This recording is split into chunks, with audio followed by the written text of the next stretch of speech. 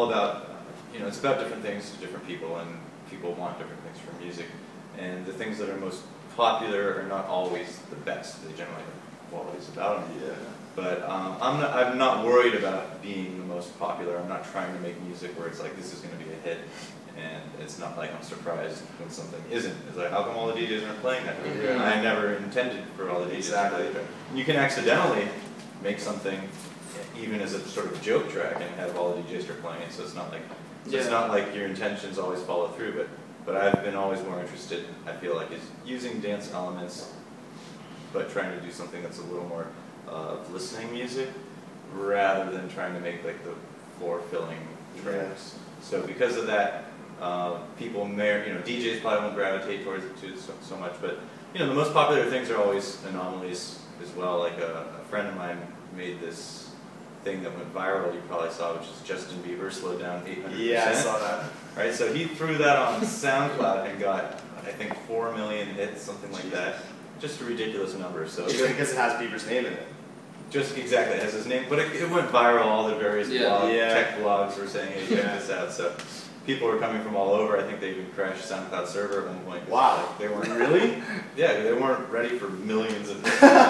So, but it goes to show you. And that guy, he's a dubstep producer in his own right, and he said had some people find his tracks because of that. But it goes to show you, his tracks will have 500 plays at most, and then you'll have this Justin Bieber thing that you do in 30 seconds that's going to have 8 million plays, and it's not really even music at that point. I've never been able to mentally commit to DJing as like, this is what I'm doing now, and put 100% into it. But at the same time, I don't want to just kind of go through the motions or have someone hire me and it not be what it could be. So I'm putting energy into it, trying to make a unique show, try to do things up there that other DJs will get inspired by. Or, well, like when you say unique, like I know Joel has his cube, and like all other DJs, like I went to Freedom the other night, and like A-Track has his big kind of like wooden thing, and like they all have their shtick now. So I'm just wondering, like, what you think if you were to go into that kind of thing and like really put your brand on the DJ community. What do you think you would like build yourself something like that, or do you think it's really necessary, or? Well, it really depends on what level you're at. For some of those guys, it's a competitive field. More and more guys do it, which means more and more guys feel the need to do it, kind of the thing. But if you're on a proper bus tour and you can have the ability to do stuff with elaborate stage decor, then hey, cool. But I'm not at that point, so that I don't even have someone fly around with me. So because of that, I'm limited to what I can carry. And my passion being in software makes it so that I'm more interested in sort of that side of things, and I think that it's not something you can necessarily display to people. It's not, hey, look at my software. You can on the visual side of things if you're making visual software, of course, but I'm more interested really in doing something that's, rather than just making an elaborate stage presence, actually having whether it was large controllers that I can interact with the sound with, or stuff like that. There's definitely things I would concoct if I was in that position, but I think they'd be more towards sort of abstracting data entry in a sense.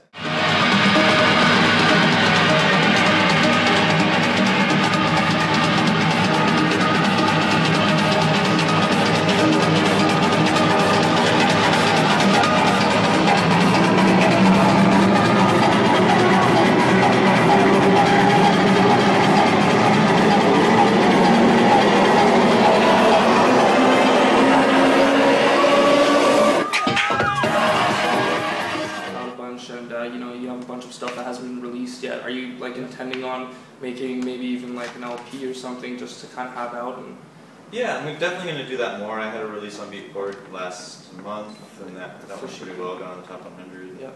I'll be releasing more music. I also have music that's not on the SoundCloud, so I have plenty of stuff kind of lined up, half finished, you could say.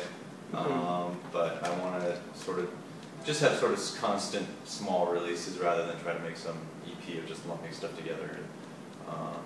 As of now, no, I think I'm just going to do some more single releases and hopefully get some good remixes from some other guys. Do you have any other like buddies or like producers that you know that are really making some solid music that you don't think get enough respect? I don't know. I'd say sort of on the contrary. I feel like the cream really rises to the top, and there's so many guys out there doing it, but most people are kind of where they should be in a sense, and I feel that way about myself too. I don't feel like I'm making music that deserves to be listened to by everyone, you know. And I really feel like things are kind of what they deserve to be. And that's not to say that there's not an easy way and a hard way, because definitely some people have a sort of pop sensibility, you could say, or they just, the way that they hear things are a way that mainstream people hear things. Yeah. And that's true for like a lot of pop producers and stuff, where it's, how can people work on that music and make that crap? It's like, well, it's not crap to them. Actually, people like it. The people making it actually genuinely think it's good music. Yeah. So most of the time. So it kind of goes. I mean, the same thing with I find with dance music, though. Even maybe more so. It's like you don't need a lot of money behind you. You don't. You know, the good stuff really rises to the top. There's guys that will spend like so much time promoting themselves online and just kind of get nowhere because they're putting so much energy into the wrong things. Yeah, exactly. It's like put your energy into making the music, and then if it's really standout, people are going to flock to you. Kind of more on a technical aspect. I know you've had like a couple interviews like a while back, kind of saying like, you know, you kind of want to take the time off, not really selling the software that you're creating.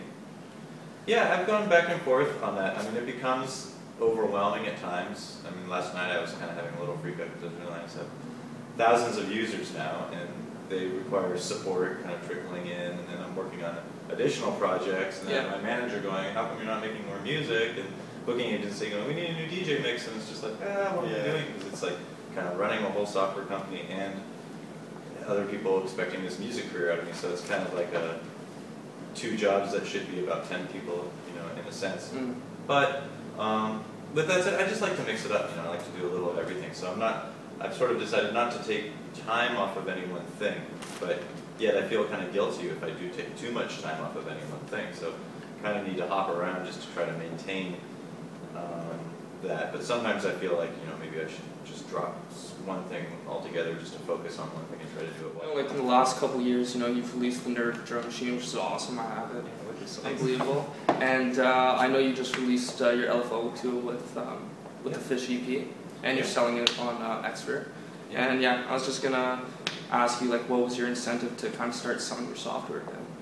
Well, I guess obviously besides maybe. Well, I mean, it's just really more of a sort of a timeline. I was making software. I made some freeware, and then the 8-bit shaper is awesome too. Oh, cool! Yeah, 8-bit shaper. I made this Molar software for the mono boxes, and that was sort of like the starting foundation of Nerve in a way, because it was a pattern-based drum machine, but no real GUI. It was all kind of, you're supposed to use the box, and then so Joel and I did a sample CD, and then we decided, hey, let's do another, but let's make it like some kind of plugin comes with it, so you can do some little sequencing. And then Nerve started growing as like, well, this is more of like a product. This isn't like a little bonus now. This thing's getting pretty complicated. So so kind of just because of that, after the sample CD did pretty well, it was sort of like, oh, let's put this out. So the easiest way was just to release it on your own.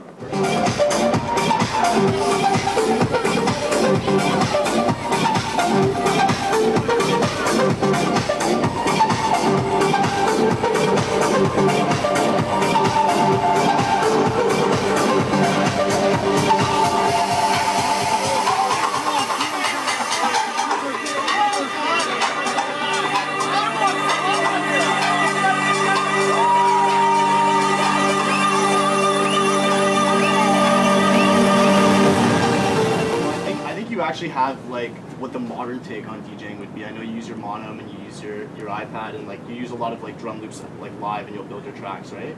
Yeah, I always want to add stuff in, and I don't really want to just be hitting two machines at the same speed. Yeah, exactly. So I've tried to build a system where I can improvise as much as I want to over the top of the track. Yeah, manipulate the track as well in kind of new and unique ways. So I've done a fair amount of time setting up a system where I can do that without getting too